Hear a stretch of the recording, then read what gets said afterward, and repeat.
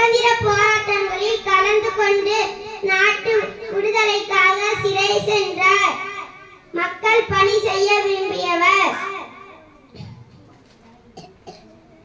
1954ஆம் ஆண்டு தமிழ்நாடு முதலமைச்சர் ஆனார். பள்ளி மாணவர்களுக்கு மதிய உணவு திட்டத்தை தொடங்கினார். கட்டாய கல்வியை கொண்டு வந்தார்.